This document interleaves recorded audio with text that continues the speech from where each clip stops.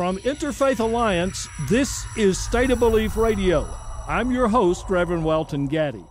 There is a significant percentage of our population that resolutely fears Muslims and Islam. Stoked by well-organized and well-funded efforts, this pernicious bias has found expression in media, in privately funded ads, and worst of all, in acts of hate and violence, acts which have actually grown in their annual number in recent years. An ugly xenophobic strain has been seemingly always festered in the claimed patriotism of certain Americans and certain American leaders. During the Cold War, much damage was done in the name of defending against communist infiltrators who were supposedly hiding in the shadows, bent on destroying America. The other is a useful construct when inspiring blind loyalty is the goal. Since the attacks of 9/11, this role has been inherited, unfortunately, by Muslim Americans and their friends. One cannot push back against a fear and hate machine like this one all at once. But one can chip away at some of its underpinnings, hoping that a certain percentage of well-meaning folks who've bought into its message of danger and division will at least consider facts, the facts that we have. That's why a new study from the Triangle Center on Terrorism and Homeland Security, a consortium of Duke University, the University of North Carolina at Chapel Hill, and RTI International, is so very important. It takes an unblinking look at the facts of the matter regarding Muslims and terrorism, and what it shows us stands in stark contrast to the Islamophobic propaganda that continues to swirl all around us. That's why I am so very happy to have Charles Kurzman, the report's author, with us today for a discussion. Charlie, welcome to State of Belief Radio. Thank you very much. Dr. Kurzman, the report is titled Muslim American Terrorism Declining Further. Now, that speaks for itself, but tell us some of the numbers behind that title. Yes, this is the fourth annual report that we have produced tracking the number of Muslim American terrorism suspects and perpetrators, Muslim Americans who have radicalized and engaged in acts of violence or plots to engage in acts of violence, both in the United States and abroad. And when we started tracking this, we were struck by how low the numbers were. There have only been, since 9/11, about 200 Muslim Americans arrested for various offenses related to terrorism. That number has gone down in recent years. So this year we found for the third straight year that the numbers had decreased, and that there were last year 14 Muslim Americans who were arrested for terrorism-related offenses. Now, it only takes a few, of course, to engage in an act of violence, and we learned that on 9/11, of course.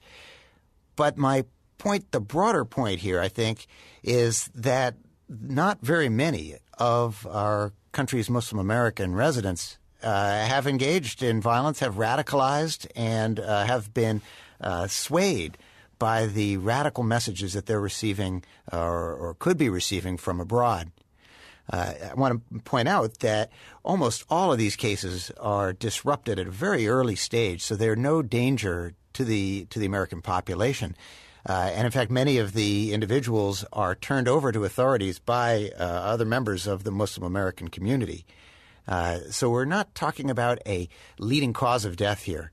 Muslim Americans are not a danger to their neighbors. Were the 14, I want to just be clear, were they arrested in the United States or overseas somewhere?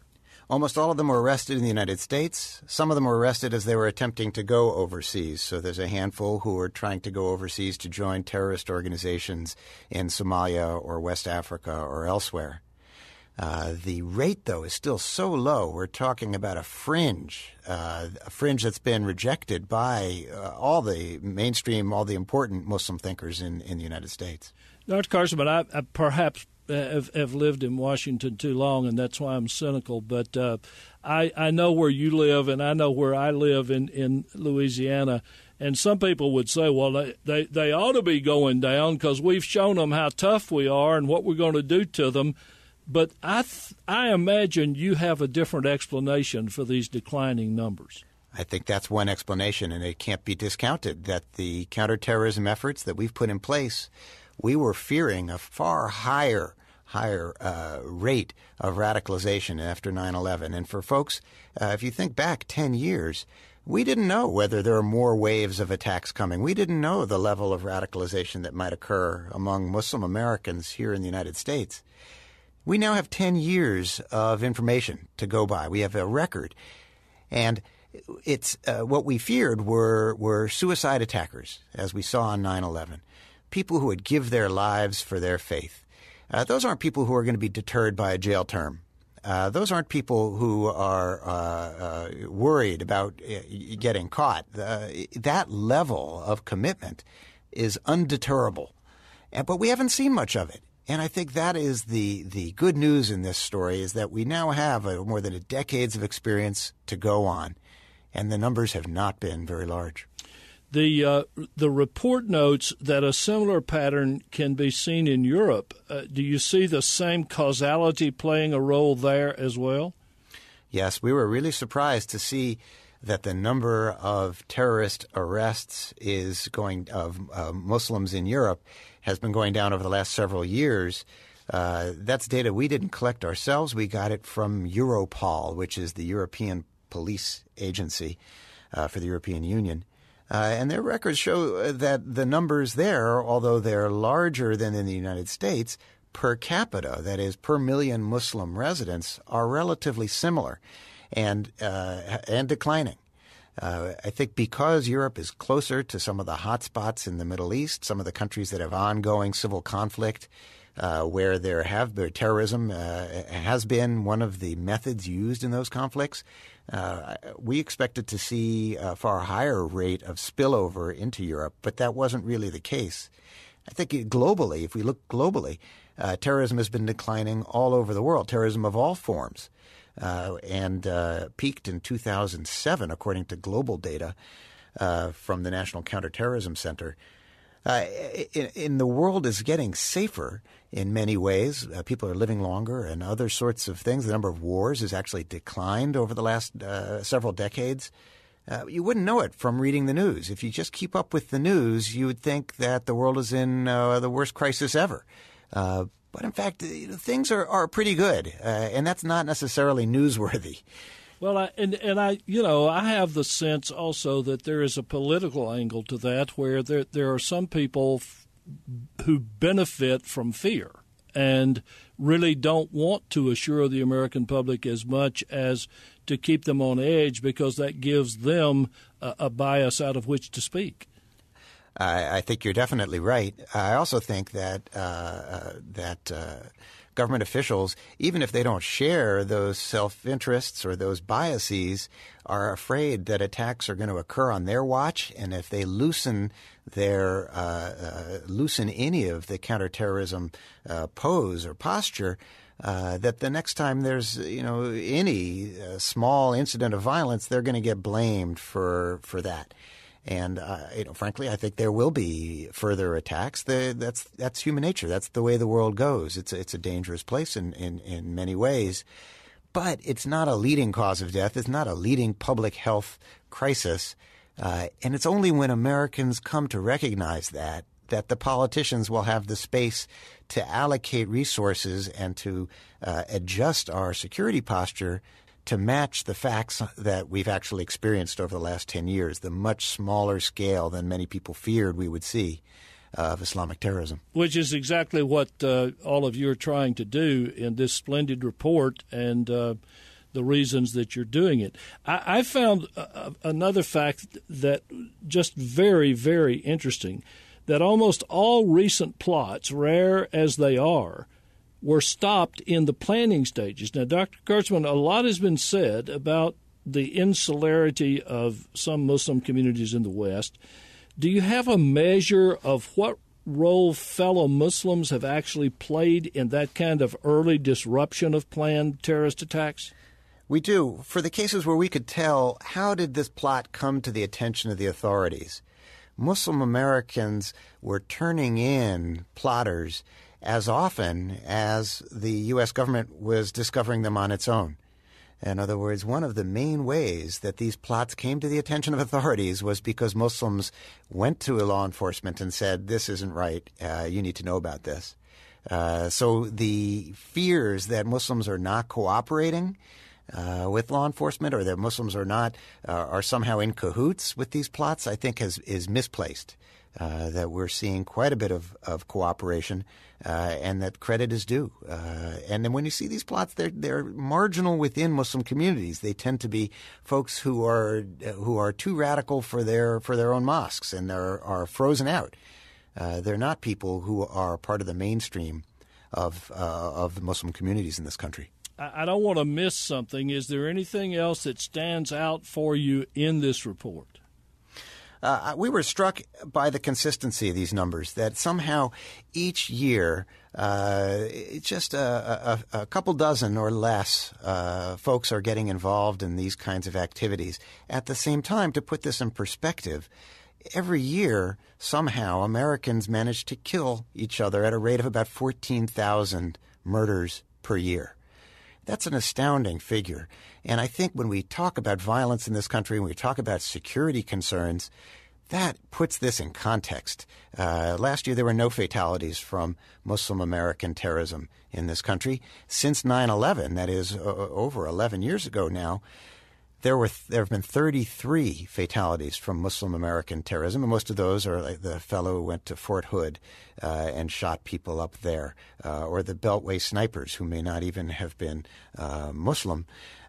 We're counting those folks. That's 33. Since 9/11, there have been more than 180,000 murders in the United States. In other words, this terrorist threat is real, and we should take it seriously. But it has not been a major source of violence in the United States and should be treated more in proportion to the actual levels of threats that we've experienced. I'm going to risk, you're a sociologist rather than an English teacher, and so I'm going to do an intentional redundancy here. What do you think it will take to reconcile the facts and the figures with the misperceptions so that Americans will get a hold of the truth and stop dealing with this fear that is overblown?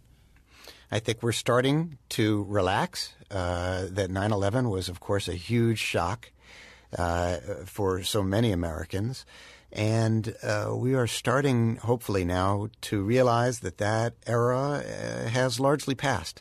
I think we're getting there. And we need to reinforce that, and I suspect that these figures, which we're keeping track of, and we didn't prejudge them, these are just what we found, these figures may help people to realize that their Muslim neighbors are not security threats. They're ordinary folks living their lives, part of the great tapestry and diversity that has made America great. Charlie, you personally have written rather widely on Islam and the role of Muslims in the modern world. With that kind of broad background, you read your report. What does that tell you about the world we live in right now? It's a great big world. There are all sorts of political, theological, swirling debates going on within Islamic communities as well as every other community. And when we realize and dip into this diversity and recognize the great welter of things that are swirling around us, I think it makes us humble. I hope it makes us humble to see that we're not alone in wrestling with all the big issues of faith, of politics, of the right way to live our lives. Muslims, non-Muslims, everybody are wrestling with these issues, and we're often coming up with quite similar answers. And I think that's where we should find our shared humanity. That's where we can find alliances that are going to build bridges and that are hopefully going to build a solidarity against the relatively small factions that are trying to engage in violence and hatred.